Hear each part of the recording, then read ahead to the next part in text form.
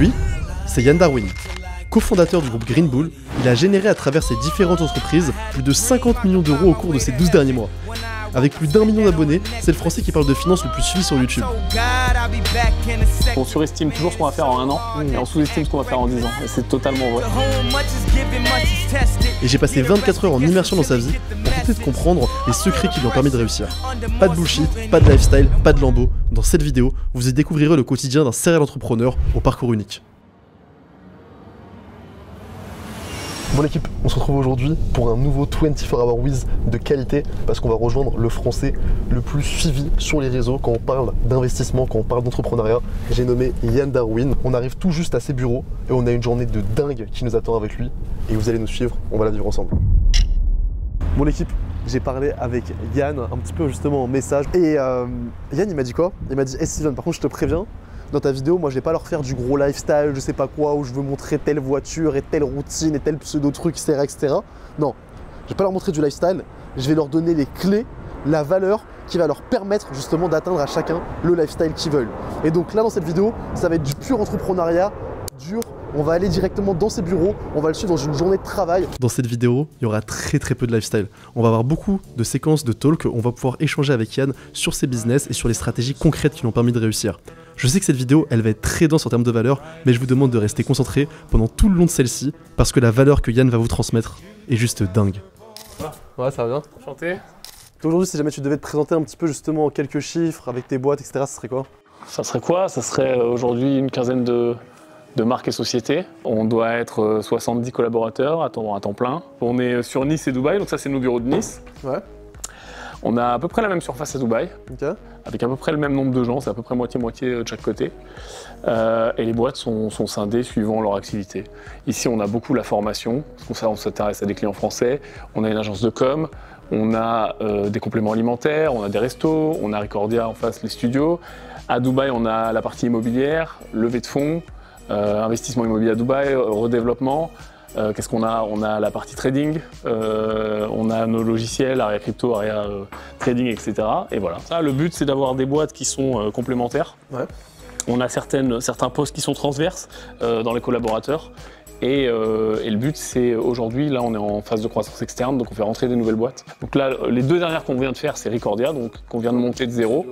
Et voilà, et là, on est en phase de croissance externe. Donc le but, c'est soit de racheter des boîtes qu'on aide à scaler, soit, et c'est la cible qu'on cherche là, une grosse boîte qui est déjà très bien structurée, qui ferait une trentaine de millions de chiffres d'affaires. Mais ça, c'est dur à trouver. Et aujourd'hui, avec le groupe, ça représente à peu près quoi en termes de chiffre d'affaires à l'année? L'an dernier, on a fait entre 42 et 44 millions, okay. Je pense. Je ne sais pas où ça va finir, mais voilà. Cette année, on vise... Alors, on a des BV qui sont très agressifs, mais le pire, c'est qu'ils sont faisables. Cette année, on vise... je vais te donner un râteau, mais entre 70 et 100.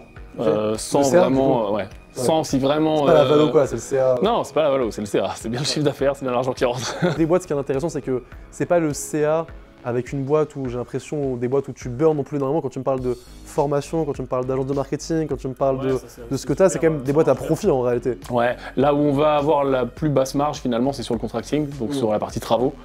Où tu as des marges classiques du bâtiment, tu vois, entre 10 et 30%. Les marges de la formation sont bien sûr importantes parce que tu as que tes coûts marketing en gros. Les marges d'agence, c'est important. Les marges de studio, tu as quand même un peu de personnel, etc. Mais c'est important. Donc on a un peu tous les niveaux de marge dans le groupe et donc ça nous permet de lisser aussi, de réinvestir, de dispatcher. Intéressant et d'être capable de réinvestir avec ça. Magnifique. Et tu as commencé du coup à créer Green Bull après combien de temps? C'est une histoire un petit peu entrepreneuriale de tous mes associés. Tu sais qu'on est 5. C'est rare de voir des histoires où tu as beaucoup d'associés ensemble qui justement réussissent à se développer sur le long terme. Le groupe a été structuré vraiment comme il est aujourd'hui, c'est-à-dire comme un groupe, en 2017, au moment où je suis arrivé. Moi, j'avais déjà la chaîne YouTube et la boîte de formation au départ que j'ai apportée. Il y a eu 50 000 pivots comme toute entreprise. Il y a eu des changements, il y a eu des créations, il y a eu des ventes, il y a eu des arrêts, il y a eu toute la vie classique d'une entreprise. Mais en effet, là, on commence à être bien structuré, avec des process, des équipes qui marchent, des équipes qui tournent. C'est pas la fin de la guerre parce que c'est jamais fini, tu vois. On commence à pouvoir se reposer sur des gens et à se sentir vraiment solide. Ça permet aussi d'être plus safe parce que tu peux couper une branche si elle marche pas ou tu peux vendre une branche. Et c'est aussi ce qu'on cherche à faire, c'est à structurer les entreprises avec leur propre staff, avec leur propre gestion. Mais tu as quand même la holding au-dessus qui est en support. Par rapport à quand tu étais petit, Aujourd'hui, la vision, quand même, elle a bien évolué, en tout cas, va dans le bon sens. Quand tu étais petit, c'était quoi la vision que tu avais? C'est la vision d'un gamin, tu sais, les chefs d'entreprise que tu vois à la télé, ou les milliardaires ou machin, et tu te dis, voilà, ça a l'air bien comme vie, mais t'as aucune idée de ce qui va se passer. T'as aucune idée de la difficulté du truc. Tu te rends compte que c'est beaucoup plus dur que ce que tu pensais. Et en fait, la partie paillette, elle est jamais là, ou elle est là 5% du temps. Mais en vrai, si vraiment tu veux faire grossir des projets, etc., t'es toujours en train de régler les problèmes et t'es toujours en train d'avoir des galères. T'es un entrepreneur, tu règles des galères et t'es payé par rapport à quel point t'arrives à... Et à quel point aussi t'arrives à encaisser une charge mentale, de la pression et à résoudre des problèmes. Et ça s'arrête jamais. Et je pense que même quand t'es Elon Musk, ça s'arrête pas. C'est même de pire en pire. Ouais, c'est ça. Il faut apprendre à être à l'aise là-dedans et à s'enlever le sentiment que t'avais justement quand t'étais gamin, de ça y est, une fois que t'as réussi, t'es le mec en business ou avec son avion ou sa grosse voiture et tout est réglé pour toi. T'as des gens qui travaillent, tu sais, à ta place. Toi, t'es avec ton cigare et tu les regardes. Ah, c'est pas ça un chef d'entreprise. C'est pas ça du tout. Ouais. Pour ta boîte, tout part du founder et de l'énergie justement du founder qui après va être justement redirigé après vers les directeurs qui après vont le rediriger aux équipes. Ouais, mais si tu coupes l'énergie justement du founder, en fait c'est très très compliqué après que le reste justement se casse pas la gueule, tu vois. Un founder, même si c'est plus lui qui opère, vraiment sur le terrain par exemple, pour plein de boîtes, il faut quand même qu'il donne le cap, tu vois, comme un pirate sur son bateau, tu sais, à la barre, qui dit on va là-bas. Question comme ça mais qui me vient dessus, c'est quand on est petit, on veut toujours, quand on voit quelqu'un à la télé qui est riche, qui est milliardaire, peu importe quoi, se dire putain moi aussi j'aimerais bien avoir cette vie-là. Et on se rend pas forcément compte du coup des sacrifices etc. qu'il faut. Pour toi c'est quoi qui fait la différence entre par exemple toi typiquement qui est quand même aujourd'hui tu vois, est dans cette dynamique-là d'entreprendre, de monter des projets, qui a réussi à développer un groupe, et par exemple un autre jeune et qui l'a peut-être pas fait de la même façon dans la vie, genre tu vois. Pour toi c'est quoi l'élément le plus important qui fait la démarcation entre ceux qui réussissent vraiment dans l'entrepreneuriat et les autres? Je pense que c'est uniquement la résilience. Parce que ça va être plus dur que ce que tu penses. Ça va être moins rapide. Tu vas pas avoir de chance au début. Tu sais, c'est un peu la malédiction, tu vois. C'est comme quand tu commences dans l'investissement. Souvent, tes premiers investissements, ils sont bancals parce qu'il y a plein de trucs que tu n'as pas vus. Tu vois, si tu te lances dans le trading ou dans l'investissement en bourse, tu vas te planter, tu vas perdre de l'argent. Ça peut pas commencer par « j'ai un coup de chance, j'ai fait x2 ». Non, tu vois, en général, ça commence par... Même si tu as fait x2, après c'est pour tout reperdre et c'est encore plus violent. Exactement. En général. Et en fait, l'entrepreneuriat, c'est un peu ça. C'est-à-dire que il va y avoir plus de problèmes que ce que tu penses. Ça va être plus long, ça va être plus dur. Parfois, ça va être plus magique, ça va être plus cool, ça va être encore plus dingue, mais ça va être aussi plus stressant. Bref, ça va être tout plus. Tu peux réussir aussi beaucoup plus que ce que tu pensais. Aujourd'hui, j'ai réussi beaucoup plus que ce que je pensais au départ avec mes premiers objectifs. Alors, au fur et à mesure, tu remontes tes objectifs. Mais mes tout premiers, je me rappelle quand je me posais la question de quitter mon boulot, et puis quand je l'ai fait, et puis quand j'ai lancé ma première boîte, etc., qu'elle a commencé à marcher, machin, tous ces objectifs, je les ai explosés, tu vois. Je pensais jamais arriver là. Mais en fait, sur le chemin, j'ai rehaussé ces objectifs. Donc en fait, maintenant, mes objectifs, ils sont beaucoup plus hauts. Moi, j'ai une petite question. Pourquoi du coup le Green Bull? Alors, Green Bull, ça vient de la genèse dont je t'ai parlé avec les associés du départ. Ouais. Ils faisaient au départ des marchés financiers, chose qu'on fait toujours, et notamment du trading, et notamment de l'algorithmique à l'époque, au tout début de la haute fréquence, etc. Et le bull, c'est le symbole des marchés haussiers, et le green, c'est la couleur des marchés haussiers. Voilà, x2 haussiers. Voilà. Et donc maintenant, on a des taureaux dans les bureaux. On a celui-là qui est super sympa, qui a été fait par un artiste ici. Et on en a un autre à Dubaï. Sur tous nos bureaux, on aime bien mettre ce symbole-là, qui nous reflète pas mal. Voilà. Je suis 100% d'accord avec Yann. En tant qu'entrepreneur, votre environnement, c'est l'une des choses les plus importantes pour pouvoir réussir. Il y a une phrase qu'on entend très souvent quand on se lance dans l'entrepreneuriat, c'est qu'on a la moyenne des 5 personnes qu'on côtoie le plus. Et aujourd'hui, après plus de 7 années passées à entreprendre, je peux vous dire que c'est tout sauf du bullshit. On surestime toujours ce qu'on va faire en 1 an et on sous-estime ce qu'on va faire en 10 ans. Et c'est totalement vrai. Je crois que c'est Bill Gates qui dit ça. Je suis aussi 100% d'accord avec Yann quand il dit qu'on surestime toujours ce qu'on va faire en 1 an et qu'on sous-estime ce qu'on peut faire en 10 ans. À force de se fixer des trop gros objectifs chaque année qui sont à chaque fois les mêmes, et à chaque fois on les atteint pas et ça peut nous créer de la frustration. La bonne stratégie à mettre en place, c'est de réussir à avoir une vision claire sur 3 ans, sur 5 ans, sur 10 ans et de réussir à décomposer celle-ci en plein de petites actions que vous allez pouvoir mettre en place de façon quotidienne, hebdomadaire, mensuelle et trimestrielle. J'ai sondé un petit peu ma communauté sur qui te connaissait, est-ce qu'ils avaient des questions, etc. Il y en a qui te connaissent, mais il y en a plein qui te connaissent pas du tout. Cool. Dans les jeunes de mon âge, justement, ou quoi, genre on va dire, t'es le français le plus suivi dans le business, dans l'entrepreneuriat. Moi, mon audience, c'est des hommes de 30 à 45 ans. T'as commencé ta chaîne YouTube il y a genre 8 ans, 2016, ouais. Quasiment, ça va faire 10 ans. Ça fera 10 ans en 2026. Ça fera 10 ans, tu vois, c'est ouf. Tu vois, et pour moi, c'est ce qu'il faut, genre rester 10 ans focus sur un domaine, avoir cette constance, cette résilience dont tu parlais, cet effet cumulé là sur 10 ans. Quasiment personne n'y va, alors tu vois. Alors que ça passe vite en vrai. Buvons un café, monsieur. Vas-y, moi je suis chaud. Allez, je suis chaud. Tu sais, c'est ce que j'ai dit justement pareil à la cam juste avant, je l'aurais déjà écouté, les gars. Yann, il m'a dit, Ça va pas être, moi je vais pas vous faire du lifestyle, du je sais pas quoi et tout. Ouais. Par contre, je vais vous emmener dans les bureaux, il va y avoir de la vraie valeur et il va y avoir de quoi parler, tu vois. C'est la vraie vie, tu vois. Et vois. là, il y a trop de sujets qui sont intéressants, tu vas aborder, tu vois. J'avais vu ce truc-là aussi, genre, tu vois, et ça m'a grave aidé. C'était quand tu démarres, ce qui va faire la différence, c'est ta capacité à dire oui. À dire oui à toutes les opportunités, à dire oui à tout ce qui t'arrive, parce qu'en fait, en réalité, tu as besoin de ça pour sortir de ta zone de confort. Moi, je vois, tu me demandais n'importe quoi, oui. Et après, en fait, quand je me suis développé, j'ai compris que si jamais je voulais passer un step, et que quand je ne saurais pas apprendre le non, bah en fait, je stagnerais et je resterais dans cette petite cour, genre, tu vois. Et réaliser, notamment quand tu es solopreneur au départ, qu'en fait, une très petite partie de tes clients font la majorité de ton chiffre. Et ça, il faut le comprendre. Et au début, oui, tu dois dire oui à tout, mais très vite, tu dois dire OK, là, je dois focus, je dois dire oui à ça, et oui, fort, et même aller encore plus loin que ce que mon client me demande, et lui proposer des trucs et faire grossir, parce que lui, il est prêt. Est-ce que vous voulez du Yam Energy? Je suis chaud. Je suis chaud, magnifique. Alors ça, c'est mieux qu'un café. Incroyable. Le packaging, il est lourd, hein. Ouais, il est lourd. Le packaging, il est ça, c'est Yam Nutrition, la boîte de nutrition. Ok. Il y a 200 mg de caféine, c'est-à-dire 2 Red Bull dans une canette. C'est direct, aucun sucre. Et les ingrédients sont un petit peu mieux, même beaucoup mieux.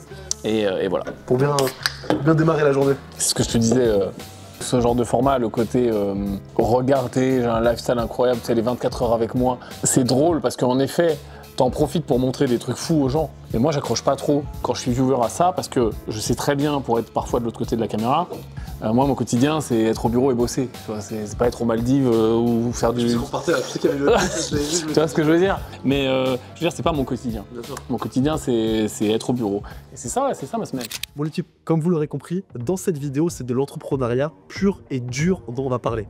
Et trop souvent, il y a un sujet que les entrepreneurs négligent, c'est le choix de leur banque. De base, comme vous le savez sur ma chaîne YouTube, je fais jamais de collaboration. Et là, pour l'une des premières fois de l'histoire de ma chaîne, je vais en faire une, mais parce que je sais que ça peut réellement vous aider. Aujourd'hui, j'ai envie de vous parler de Revolut, et vu que je suis client chez eux, chez Revolut Business, depuis maintenant plusieurs années, sur l'une de mes boîtes, on a pu voir ensemble avec leur team pour créer justement une collaboration pour vous, pour ma communauté. Que vous soyez une entreprise établie, une start-up, une PME ou encore un solopreneur, Revolut Business vous permet de pouvoir gérer efficacement votre trésorerie, vos dépenses, vos virements et même vos factures. Ce que j'aime beaucoup chez eux, c'est que l'interface elle est hyper fluide, c'est super intuitif, pas comme toutes ces apps où c'est une galère, tu te connectes à ton compte bancaire et tu ne comprends rien. Et le gros plus qu'il y a de pourquoi aller choisir Revolut Business plutôt qu'une autre banque, c'est qu'en fait, tu as la possibilité de pouvoir créer plus de 200 cartes une fois que tu as ton compte entreprise gratuitement. Donc ça veut dire qu'aujourd'hui, si jamais par exemple tu as des associés à qui tu veux pouvoir créer des cartes ou que tu veux créer des cartes virtuelles,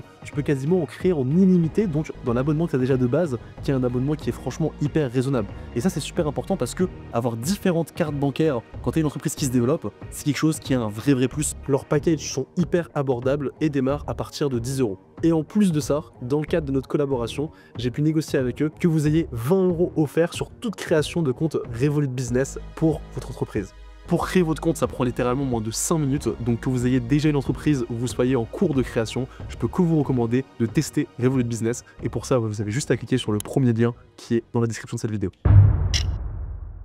Je vais tourner un placement pour Recordia pour mes vidéos YouTube. Avec ton agence de com qui te filme en mangeant tes barres protéinées. Non, parce que dans ta salle, après, on va dans ta salle de sport. L'idée, c'est que comme n'importe quelle chaîne YouTube, parfois, on fait des placements pour des... Alors, nous, on le fait pas trop, mais on commence à le faire, notamment pour des gros sponsors, etc. Mais là, l'idée, en fait, c'est de le faire pour une de nos boîtes. Ouais. Donc là, on va tourner ça. Et France 3, qui est là, qui fait un reportage sur France 3 local, là, sur les boîtes à Nice, etc., et notamment nous, va en profiter pour faire des plans dilus de moi qui tournent un placement pour ma chaîne YouTube, pour leur reportage. Voilà, et vous êtes là et vous filmez tout ça. C'est méta carrément. Le truc est méta. Alors. C'est un délire. J'ai là les questions à lui poser. Là, j'avais envie de lui parler de création de contenu, de comment il fait pour gérer en même temps son contenu, en même temps qu'il gère toutes ses boîtes, comment il a fait justement pour passer d'une entreprise de formation à un groupe comme il a aujourd'hui, parler de toute la partie justement finance, développement. Tu vois, il y a trop de sujets intéressants. Et comme je vous ai dit, ça va pas être un épisode lifestyle de ouf. On va rester dans ces fucking bureaux, mais il va y avoir de la valeur de dingue. Donc restez bien attentifs toute la vidéo.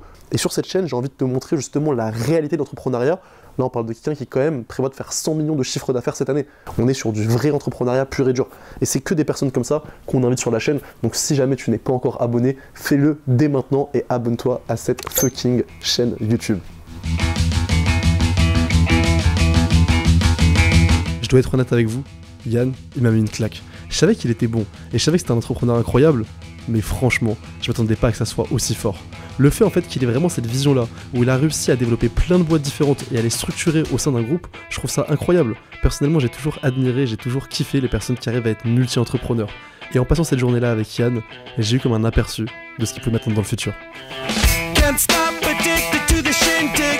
Chop top, it says I'm gonna win big. Choose not a life of imitation. Distant closer to the reservation. On va aller au sport. Tu manges pas? Non, je vais pas manger. Faut faire un choix. Au pire, je m'enverrai un petit Yam Energy. En fait, ce qui s'est passé, il s'est passé un truc de fou. C'est qu'au 4e, donc nous on est au 5e, au 4e, il y a un de mes meilleurs amis, vraiment un de mes potes d'enfance avec qui j'étais au lycée, qui travaille là, mais par hasard complet quoi.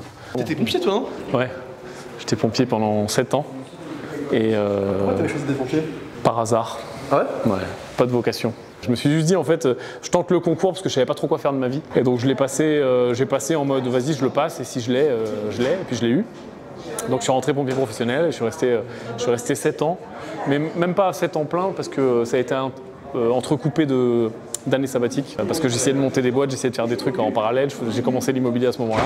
Et tu sens que est-ce que ça t'a apporté des choses dans ta carrière d'entrepreneur? Ouais, à mort. Quoi, par exemple? Tu vois tout quoi. Et des trucs d'un seul coup extrêmement graves où tu pars à 4h du matin sur un accident où il y a 3 éjectés, 2 personnes en arrêt, tu fais des feux, tu sors des gens, tu as tout le spectre de la société et ça t'apprend à encaisser les trucs durs, ça t'apprend l'imprévu, ça t'apprend à rester calme dans les situations compliquées. Ça te forge aussi un peu. Bon l'équipe, on vient de finir la première partie de la journée. Yann il est parti aller faire sa séance de sport avec son pote. Pendant ce temps-là, nous on va aller manger et après on le retrouve d'ici à peu près une petite heure pour l'après-midi et on va pouvoir commencer à rentrer beaucoup plus dans le détail. Et je vais chercher à comprendre aujourd'hui comment il arrive à concilier création de contenu et entrepreneuriat et comment la création de contenu l'a aidé à bâtir justement le groupe qu'il a pu développer aujourd'hui. Putain, qu'est-ce que tu me fais faire? C'est la vraie vie ça. T'as une carte de tram toi? Une carte de tram? Ouais. J'ai une gueule à prendre le tram. Non mais parce qu'il y a ta gueule sur le tram. Donc, Oui, je sais. Ah ouais?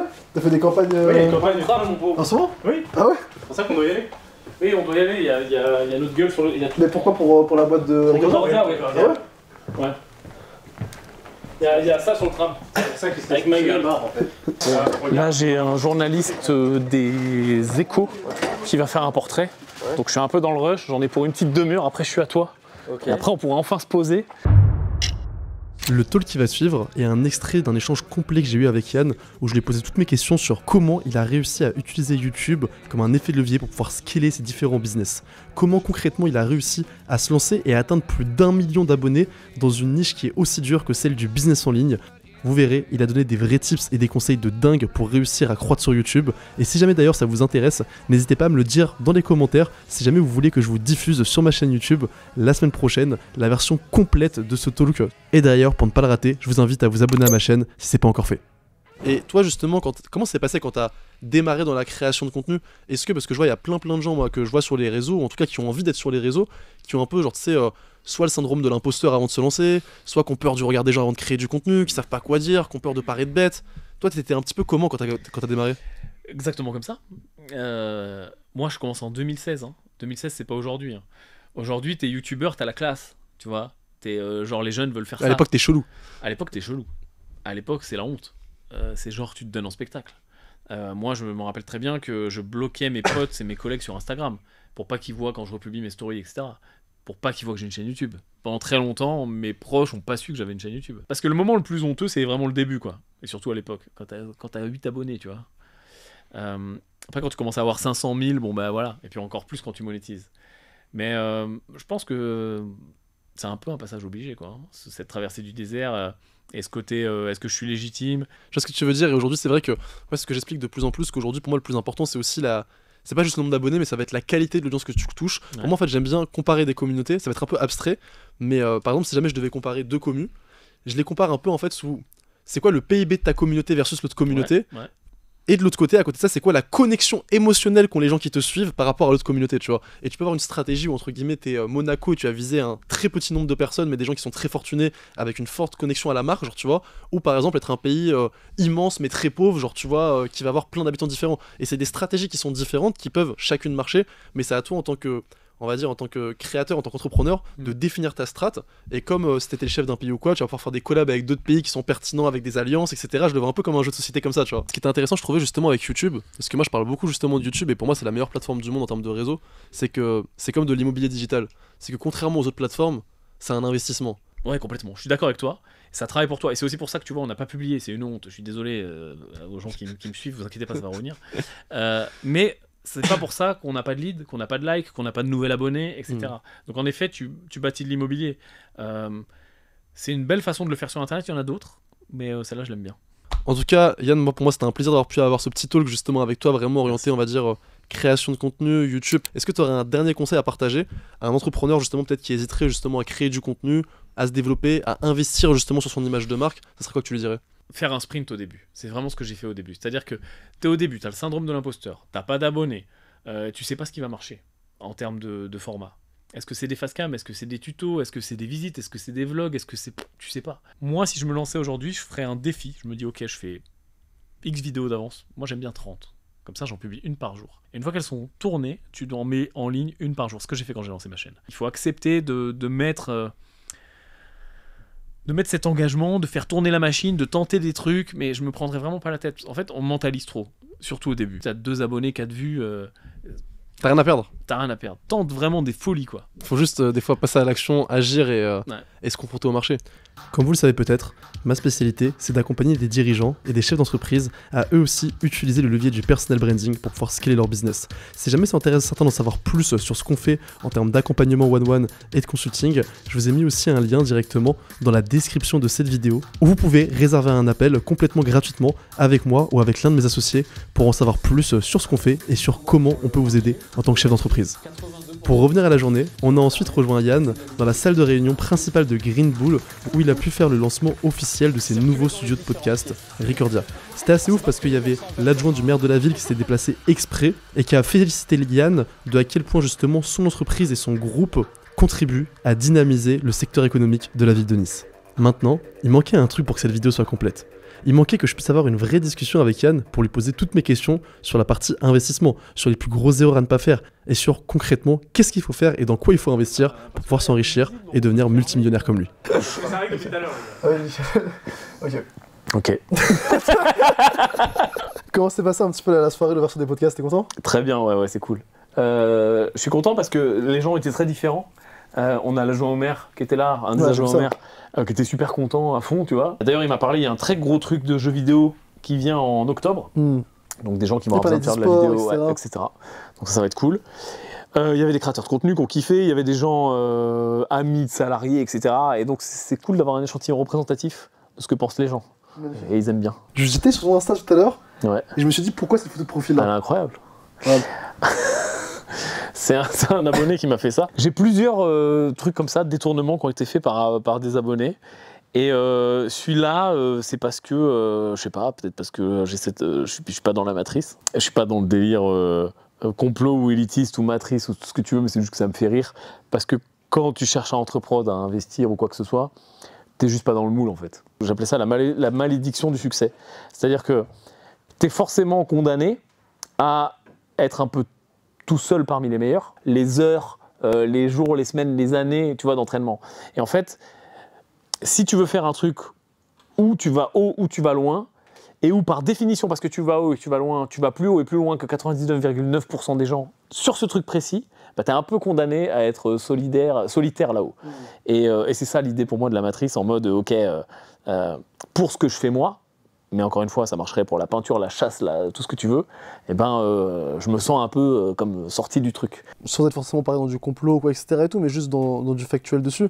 Est-ce que tu penses que la société, d'une manière dans laquelle elle est créée, on va dire, de par le système, notamment en France, tu vois, avec comment c'est structuré, que ce soit en France ou même à l'international, avec l'économie actuelle, l'inflation, les impôts, le système, on va dire, globalement, est-ce que tu penses quand même qu'il n'est pas fait pour laisser les gens, justement, au maximum dans cette partie-là. Je crois pas du tout, tu sais, aux Ouais, il y a un Illuminati. petit groupe de personnes qui dirigent tout de A à Z. J'y crois zéro parce que c'est un niveau de complexité qui est impossible. C'est-à-dire Ouais, que de se mettre d'accord avec ça. ça avec n'est le- pas physiquement possible. Tu vois ce que je veux dire? C'est comme les complots des gens qui disent on n'est pas allé sur la Lune. Je veux dire, il y a 300 000 personnes qui bossent à la NASA. C'est impossible techniquement, scientifiquement, statistiquement pour 300 000 personnes de garder un secret pendant je sais pas combien d'années. Et donc je pense pas qu'il y a un complot de gens qu'on ne connaît pas qui gèrent absolument tout. Parce que clairement c'est pas possible physiquement.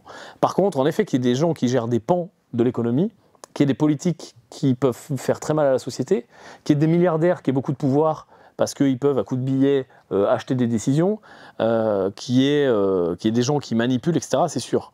Est-ce que aussi le système, qu'on appelle système, il est fait pour garder les gens en bas? Je pense pas.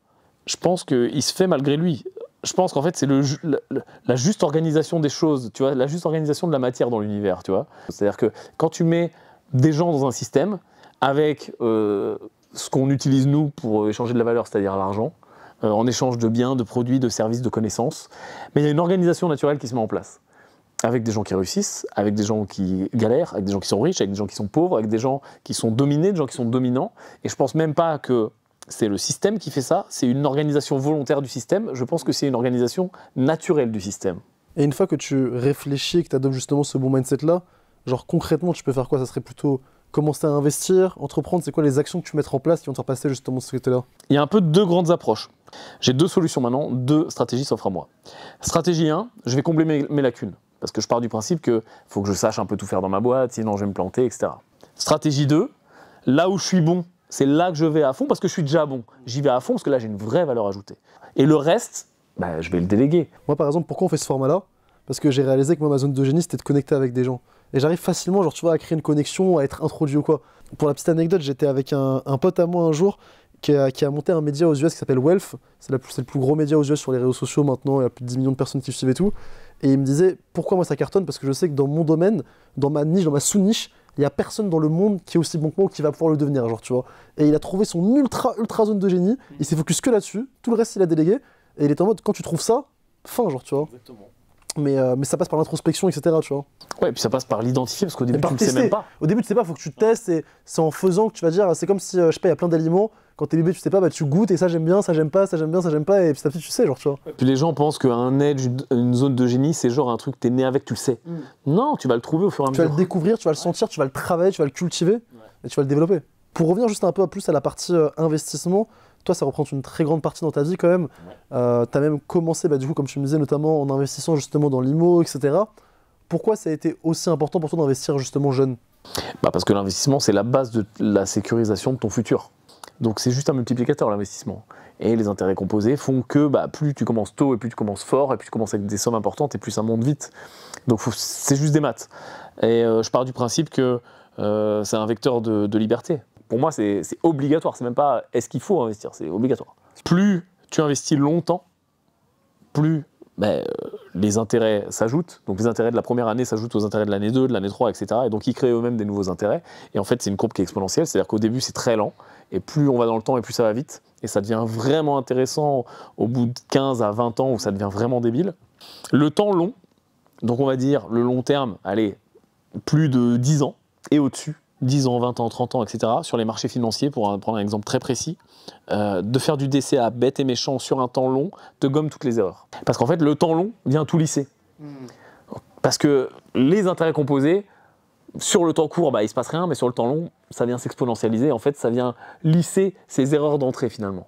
On cherche toujours, par exemple, même je le vois dans la crypto, dans l'investissement, etc., à trouver la meilleure, le moment parfait, Non, c'est le très timing. bête. Alors que le plus important, en fait, c'est la strat que tu as, on va dire, sur plus de long terme, Ouais. et de respecter cette strat-là avec de la Et conscience. d'augmenter tes investissements avec le temps. Et donc, il faut aussi savoir arbitrer. Dire, OK, mon portefeuille, il était à la TH, j'avais 20 000, 30 000, 50 000, 1 million de plus, ça dépend de ton portefeuille. Bah, peut-être qu'il faut que je prenne mes profits et que je réinvestisse ailleurs. Mais moi, je le vois, tu vois, typiquement, j'ai fait des erreurs comme ça, où je suis rentré dans des cryptos, où je sais qu'aujourd'hui, factuellement, le projet, il n'a pas de texte, c'était juste de la hype, etc. Et voilà, t'as fait une erreur, t'es rentré au mauvais timing. Effectivement, plutôt que de se dire, j'espère, un jour ça remonte, même si jamais t'as été divisé ou quoi, prendre cette somme-là, en faire quelque chose, et au moins avec les effets cumulés. Il y a un énorme biais en effet de t'es rentré avec 10 000 balles, il t'en reste 3 000. Ah bah, c'est exactement ça. Perdu pour perdu, j'espère que ça remonte. Mais non, il faut récupérer ces 3 000. Le plus important, c'est de pouvoir rejouer. En fait, c'est vrai que là, quand tu me le dis, il faut réussir à voir l'argent pas comme 3 000, mais voir 3 000 avec le calcul de l'intérêt composé sur 10 ans. Exactement. Combien est-ce que c'est? Exactement, règle des 10%. Moi, je fais la règle des 10%. Ok, 3 000, bah, règle des 10%, c'est 3 000. Si je les investis correctement, ils font 300 € gratuits tous les ans. Donc l'année d'après, ça va faire, tu repars avec donc 3 300, qui est 10%, etc., etc. Donc on peut faire le calcul si tu veux sur 30 ans. Alors vas-y, tu dis quoi? 3 000 sur 10 ans à 10%. Je sais pas, peut-être 10 000 balles. 7 800. 7 000, ouais. 7 000 Par contre, si on le met sur 20, x2 déjà. tu seras à 20 000, 20 100. J'ai fait des bons moves, mais j'ai fait énormément de conneries, genre tu vois, en investissement comme ça. J'étais le mec qui mettait des tickets de 10K dans des trucs comme ça et tout. Et plein de fois, t'as 2K, t'as 3K, tu te dis, vas-y, c'est rien, c'est du, entre guillemets, sans manquer de respect ou quoi, mais petit argent, genre tu vois ce que je veux dire? C'est pour ça tu te fais niquer. que quand tu vends, tu ne dois pas regarder l'actif. Tu ne dois pas continuer à le suivre. Faut pas être en démo, faut être en action avec son capital. L'argent, c'est ça, c'est le charbon. Si t'en as pas et si t'alimentes pas la locomotive, ça va s'arrêter. Par contre, si t'en as plus, que t'alimentes la locomotive, le train va accélérer.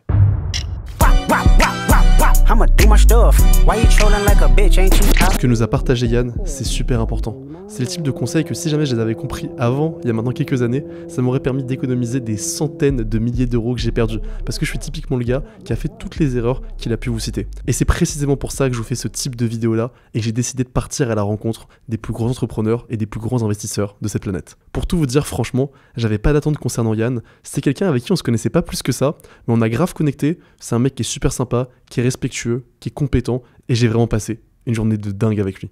Sinon on casse les codes, on fait une miniature super chiante. Genre quoi? Je sais pas, genre... Avec un miniature, il se brosse les dents. Ah, c'est pas mal. Ma structure de mon titre, c'est toujours 24 heures Wiz, Yann Darwin. Ouais. Ouais, 24 heures Wiz, Yann Darwin, 2 points, vous allez être déçus. Ouais. C'est lourd. C'est lourd. Mais avec... C'était une super journée, il n'y a pas eu de lifestyle. Je suis rentré chez moi, j'étais déçu. Je suis rentré chez moi, il n'y avait pas de lifestyle. Bon, ouais, je vais me coucher. Tu poses la cam, tu t'endors. On apprend pas mal de choses. Ça fait plaisir. Donc non, ça fait kiffer. Bah, franchement, si j'ai pu t'inspirer, c'est trop cool. Et c'était un plaisir. Ça serait quoi le mot de la fin que tu aurais à dire à quelqu'un qui regarde cette vidéo là? Bouge ton cul, bouge ton cul. Bouge ton cul. Parce que tout part de là en fait. Mais ça passe par là, ça passe la mise en mouvement. De se jeter à l'eau, de ne pas avoir peur, même si t'as peur, et de le faire et d'y aller. Bougez-vous le cul, bouge ton putain de cul. Ah, qu'est-ce que tu fais? T'es encore sur YouTube? Ils sont sur YouTube. Ils sont encore sur YouTube. Qu'est-ce que tu fous? Arrête là, cette chaîne elle est bien, c'est bon, tu likes, tu t'abonnes, tu te casses, maintenant tu bouge ton cul. Ella lo baila, lo mueve, menea y lo sacude. Son party de gante, los chotas que circulan. Cubre